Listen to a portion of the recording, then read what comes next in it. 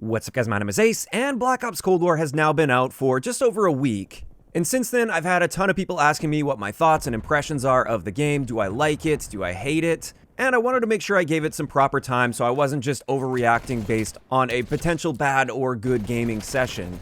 I wanted to give it a little bit of time first and get a good feel for things, get a good handle on all of the guns and the perks and everything like that.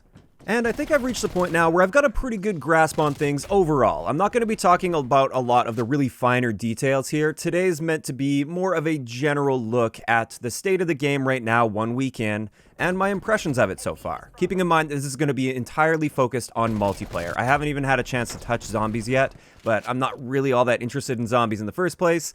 And campaign, that's a totally separate thing. I thought the campaign was great, I'll just throw that in there. But the rest of the video is going to be focused on multiplayer. So let's just hop right into it and answer the big question, am I enjoying Cold War so far? And the answer to that is yes, absolutely. Overall, I'm enjoying it. And I realize by saying that, I know that's going to attract a ton of comments saying I'm a Treyarch fanboy or a shill. Say whatever you want, I'm not going to apologize for enjoying what I enjoy, and I straight up enjoy the core gameplay experience with Cold War so far. That's not to say that there aren't issues, and I'm going to be getting into my issues in the second part of this video, so hang on for that one. I'm not claiming this game is perfect.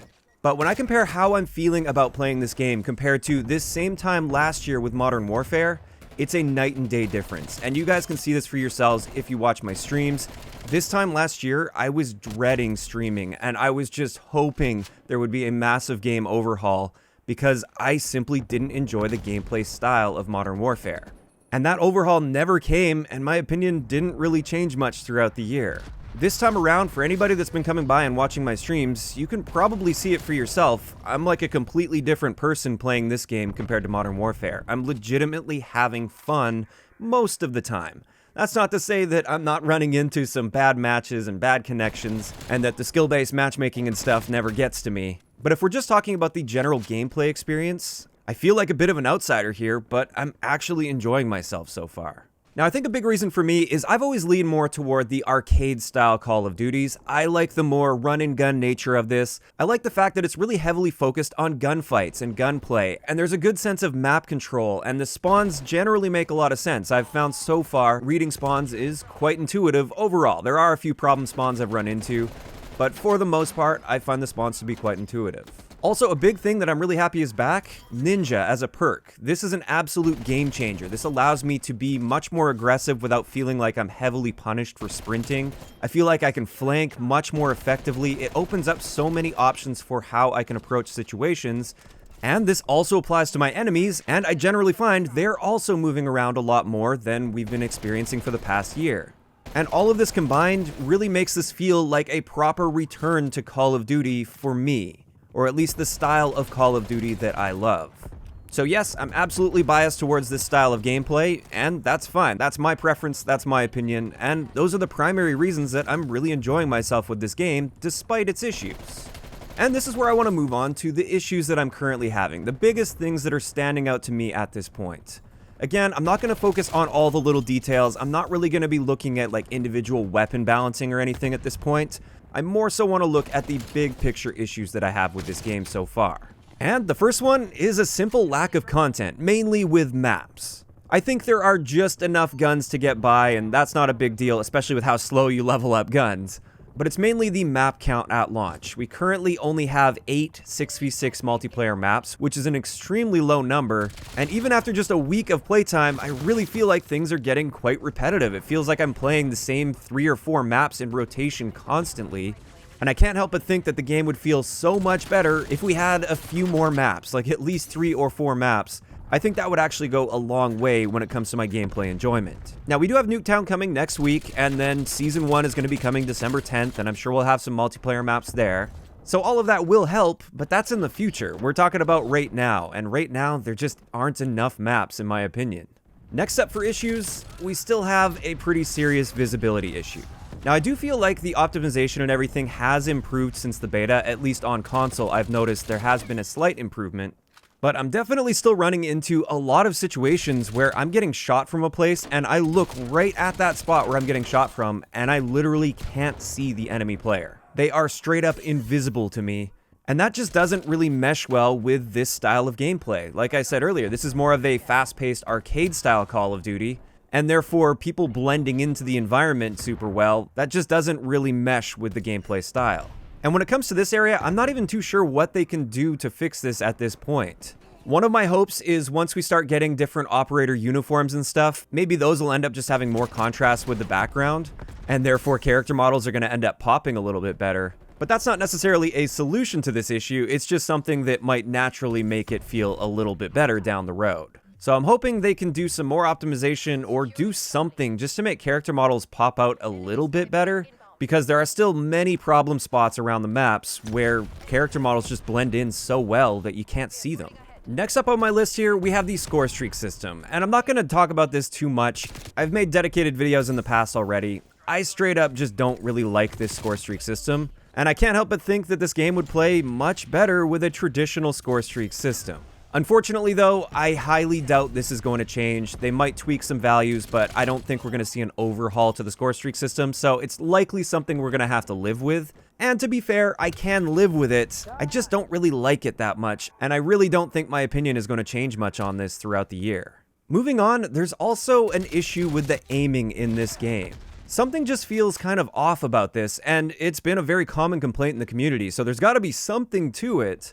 And it could be something to do with the aim assist. I have made a video talking about the aim assist and how it appears to be extremely strong to the point where it will actually fight against you. Although I did have a little conversation with Tony Flame about this, and he did say that the aim assist values or the aim assist strength hasn't changed at all. They've adjusted some of the range values, but the strength itself hasn't actually changed.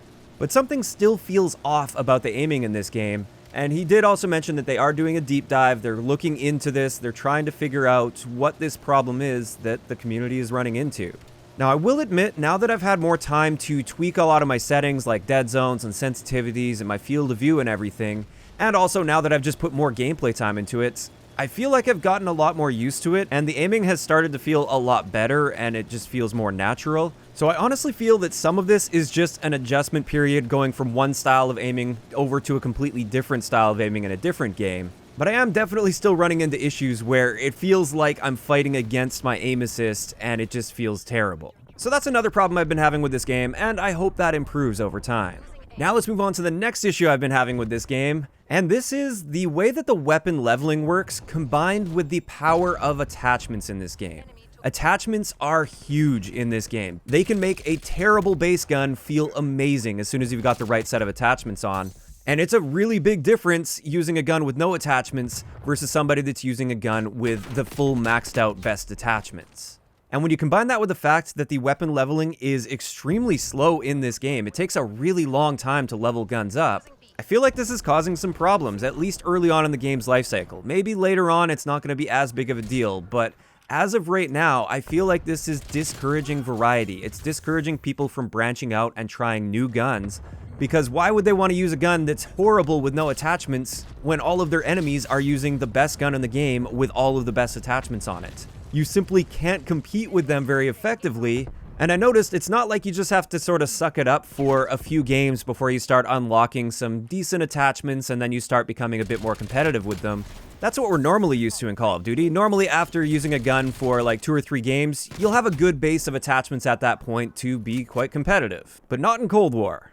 With the speed of weapon leveling in this game, you could be spending a couple hours before you've got a good set of attachments that make you truly competitive with the meta guns out there that are fully stacked up. And I often find myself starting a game off with a gun that I want to level up and I don't really have too many attachments for, so I go into the game with the intention of leveling that gun up, but then I realize I'm against really tough competition and they're using the best guns and I just can't win gunfights against them, and therefore I end up switching back over to the guns that I already have leveled up and that are in the meta, just so I'm not completely useless in that match. So personally, I feel like the weapon leveling should be at least a little bit faster. I'm not saying it should be significantly faster than it currently is, but just a little bit better. Maybe if it were 25% faster than it currently is, that would be a better earn rate for attachments and weapon levels in this game. But going back to that issue of competing against players that are using fully stacked up guns when yours is level 1 and you have no attachments on it, this is made so much worse by whatever sort of matchmaking or balancing system that they are currently using in the game. So let's move on to that, which is going to be our final topic. And just a disclaimer before we get into it, first up, I don't have any data on this yet. I will be doing the skill-based matchmaking study very soon. I'm going to start collecting data on that, and I'm going to be working with a few other YouTubers as well to get this done. So what I'm going to be talking about right now is purely anecdotal at this point, and I have no empirical evidence to back this up. And also, a big thing to consider here is everybody's experience is going to be a little bit different based on a wide variety of factors. One of the biggest being the region that you play in, or your location. That can affect how the skill-based matchmaking feels. But for me, things have been really strange with Cold War. I honestly haven't really been feeling like the skill-based matchmaking is extremely strict in this game. And before you freak out on me, hear me out on this. I do think the bigger issue here is the team balancing that they're using. And this has been supported by a ton of people that have been tweeting me screenshots of their lobbies and stuff as well, where they will have literally more score than all of their teammates combined, and way more than anybody on the enemy team as well, and yet they lose the game. And this is a big trend that I've noticed. If you are a skilled player, if you do have stats that are significantly above average, and you hop into a game solo, it seems like the game expects you to perform at the level of 4 players just in order to have a shot at winning the match. It really feels like once that lobby is put together and everybody's in the lobby, if you have really good stats, it's going to give you the bottom 5 players in the lobby stats-wise for your team, and then everybody else goes to the other team. And you might be better than everybody else on the enemy team, but just not good enough to carry your teammates that are just going to be dragging you down all match. And I really notice this especially when I play the control game mode, because this has a limited number of lives. And so many times I've been playing and just slaying out and dominating the enemy team. At least from my perspective, it feels like I'm dominating. But then I look up and realize we're out of lives already. And then when I go through the scoreboard and have a look at my teammates, I'll have more kills than my entire team combined. And yet they're just feeding kills to the enemy team faster than I'm able to kill all of the enemy players. And therefore, even though I'm going off and I'm absolutely dominating, I'm going to lose the game and there's really nothing I can do about it. Now, I'm not saying this happens every single game, but it's a very common occurrence that I've noticed while playing. And if the skill-based matchmaking system were really strict, we wouldn't see those types of teammates that I have in the lobby at all. They shouldn't be there with strict skill-based matchmaking. So I don't really know what's going on here, but I'm still getting the impression while playing this game that the entire experience is being heavily manipulated by some factor in the background. Basically, the game is deciding when it's your turn to win, when it's your turn to lose, and whether that's through strict skill-based matchmaking or extremely strict team balancing, it's just really frustrating and draining trying to compete against this. Now, a few other things that directly relate to that, the disbanding lobbies, this I absolutely hate. I really wish lobbies could just stick together and we could have that social experience and you could learn how your enemies are playing over multiple games and develop rivalries. I really miss that in Call of Duty, and I hate the fact that they've taken that choice away from us with this game. And then another thing that could be related to this, or it might not be, this is connection inconsistency. I've noticed that some games I have an obvious connection advantage over my enemies and they just can't compete with me, and it's just like easy mode, like I'm just shredding through them like it's nothing.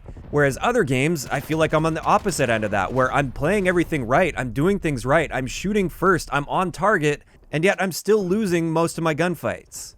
So that part is really frustrating as well. I don't know how related that would be to any sort of a skill-based matchmaking system. And the reason I say that is when I think back to all launches of Call of Duty, every single Call of Duty game feels like this at launch, with a really strange feeling where sometimes it seems like it takes way longer for you to kill than it does for you to die. This is honestly something I can think back to every single year of Call of Duty. I have had this issue within the first month or so of launch. I complained about it last year with Modern Warfare, the year before with Black Ops 4, the year before that with World War II. Every single year this appears to be an issue, and that's not an excuse for them. I still don't understand, after all of these Call of Duty launches they've had over the years, how they haven't been able to work that out to where things just work smoothly at launch when it comes to connections. But at least in this area, I do anticipate this will improve over time, as it almost always does in Call of Duty. And I guess for this one, we're just going to have to wait and see how that goes over time. And with that, those are my overall general thoughts on this game. I'm definitely enjoying myself far more than I ever did with Modern Warfare's gameplay. Even though Modern Warfare was a much more polished experience and a much more full and rich game, I just didn't like the gameplay of that, whereas I like the gameplay of Cold War, but it's got a lot of these issues, and it's not really all that polished at this point. So I'm really hoping that many of the issues that I have here can be cleaned up and improved over time as time goes on. And if they're able to work on these areas, and once we get more content added to the game, I do think there's a lot of potential for Cold War.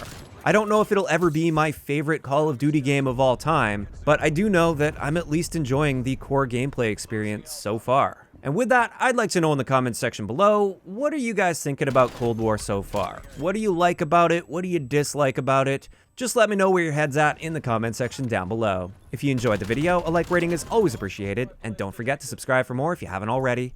I'll talk to you guys next time.